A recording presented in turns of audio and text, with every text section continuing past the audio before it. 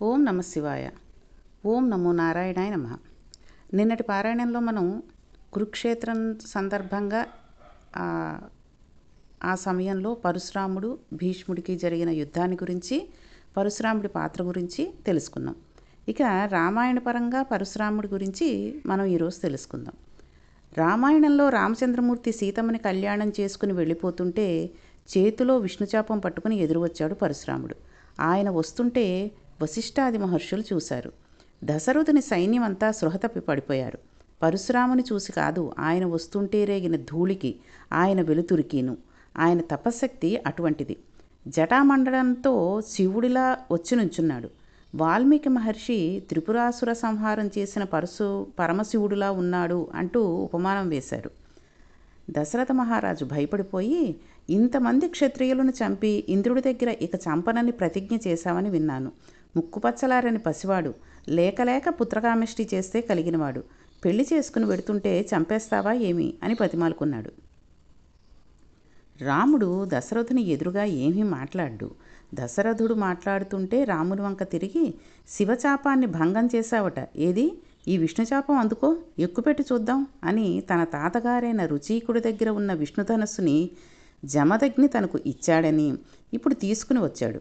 రాముడు వెంటనే విష్ణుచాపం అందుకుంటే బాణం సంధించమని అన్నాడు. బాణం ఎక్కుపెట్టి రామచంద్రమూర్తి, తండ్రి కోసమని అంతమందిని చంపి తండ్రి రుణం తీర్చుకున్నావు, చాలా గొప్పవాడివి. కానీ నేను ఎవరో తెలుసుకోవాలని అనుకున్నావు, దీనికి బాణం సంధించాను, దీనిని విడిచిపెట్టవలసిందే, ఉపసంహారం చేయడం కుదరదు.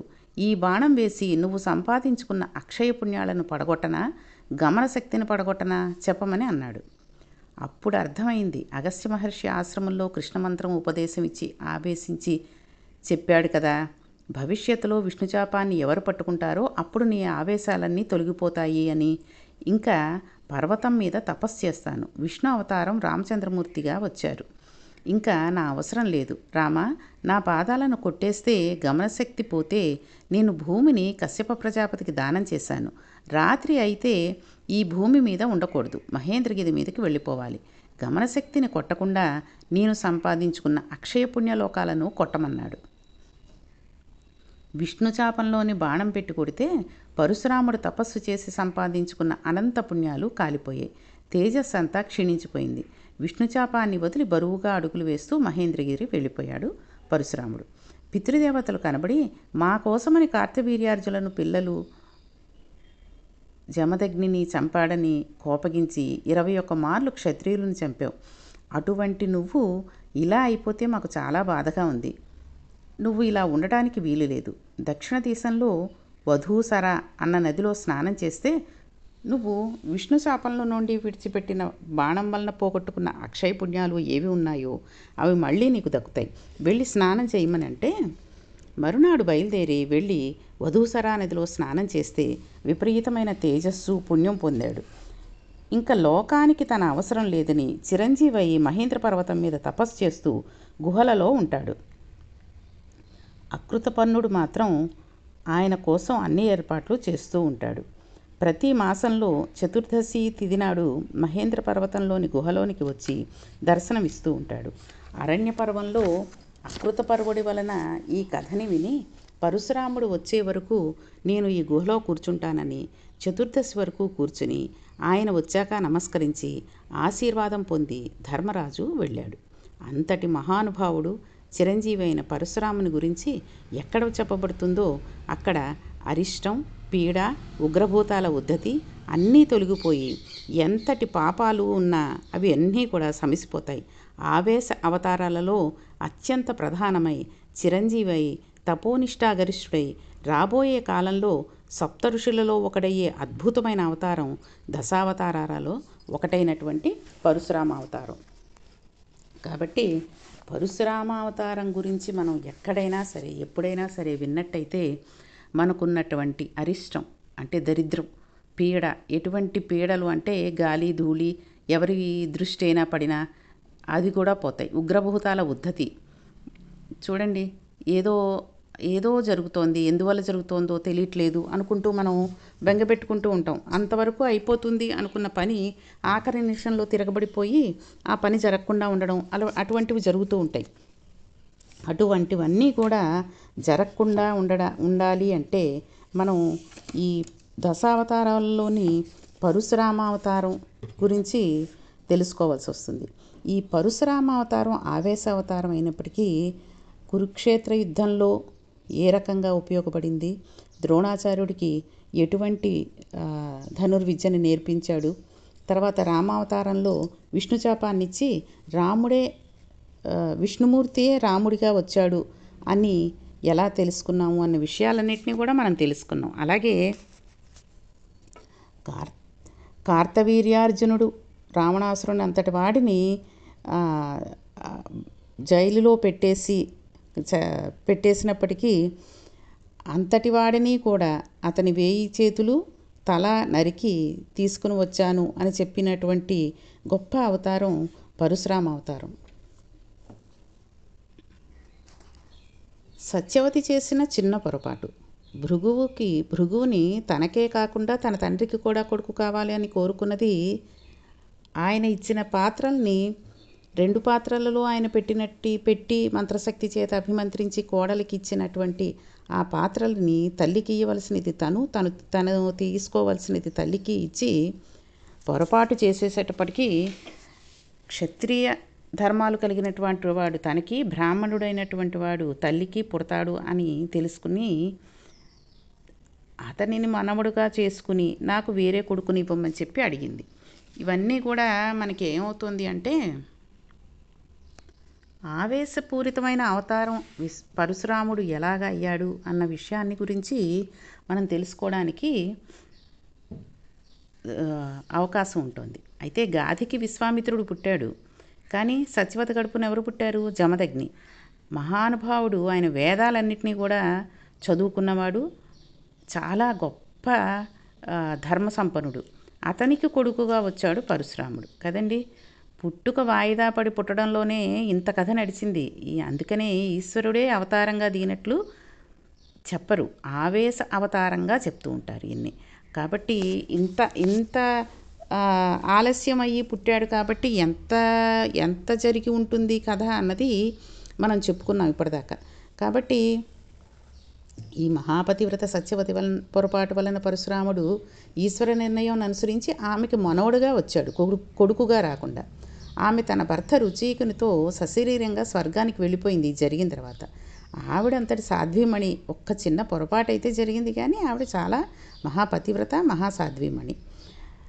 అందుకే ఆవిడ భూమండలానికి తిరిగి వచ్చి కౌశికి అన్న పేరుతో హిమాలయాల మీద నదిగా ప్రవేశించిందని తెలుసుకున్నాం కదండి. ఆవేశ అవతారం అయినప్పటికీ తెలివిగా తల్లిని రక్షించుకున్నటువంటి అవతారం కూడా పరశురాముడిని మనం చెప్పుకున్నాం.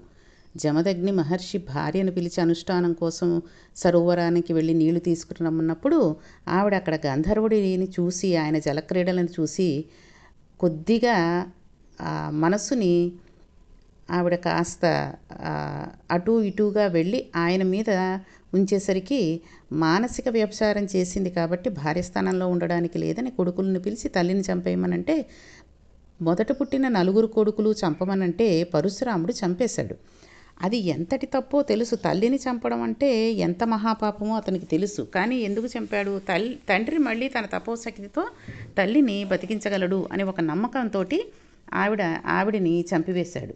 కాబట్టి ఆ ఆవేశం అనేది ఎంత ఉన్నప్పటికీ ఎంత గొప్పగా ఆలోచించి తల్లిని చంపి మళ్ళీ తండ్రి దగ్గర నేను తల్లిని చంపేశాను కదా, నా తల్లిని బతికించండి అని చెప్పి, అలాగే అన్నదమ్ములని కూడా అన్నగారులందరినీ కూడా జమదగ్ని శపిస్తాడు కదండి. శపించేసరికి వాళ్ళందరికీ మనుష్య రూపాలు కావాలి అని చెప్పి, తనకి చిరంజీవత్వం కావాలి అని ఎంతో నైపుణ్యంతో ఎంతో ఇదిగా పరశురాముడు ఆవేశపూర్వకమైన అవతారమే కాకుండా ఆలోచనారహితమైన అవతారం అని చెప్పుకోవడానికి కూడా మనకి తెలుస్తోంది. కాబట్టి ఈ పరశురామ అవతారం కనుక మనం కేవలం పరశురాముడు గండ్రగొడ్డలు పెట్టుకుని భుజం మీద తిరుగుతూ కేవలం తల్లిని చంపడానికే పుట్టాడు అని కొన్ని చోట్ల అదొక వెటకారంగా చెప్తూ ఉంటారు. కానీ అతని వల్ల ఎన్ని రకాల విషయాలు జరిగాయి, ఎంత మంచి మంచి విషయాలు మనం తెలుసుకోగలిగాము. అనేదంతా కూడా ఈ పరశురామ అవతారంలో మనకు తెలుస్తోంది. చూడండి, పితృదేవతలే కనబడి ఆయనకి దగ్గరికి వెళ్ళి ఆయన మహేంద్రగిరి మీదకి వెళ్ళిపోయి తపస్సు చేసుకుంటూ ఉన్నప్పుడు ఆ పితృదేవతలు కనబడి ఏమన్నారండి, మా కోసమని కార్తవీరార్జునుని పిల్లలు జమదగ్నిని చంపాడని. ఎవరిని చంపారు? తండ్రిని చంపాడు కార్తవీరార్జుని పిల్లలు. అందుకని 21 సార్లు క్షత్రియులను చంపాడు. 21 సార్లు అంటే అసలు ప్రపంచంలో క్షత్రియులు అన్నవాళ్ళు ఎవరూ ఉండకూడదు అన్నటువంటి విషయంలో అతనిని చంపేశాడు. అతను అందరిని క్షత్రియుల్ని చంపేశాడు.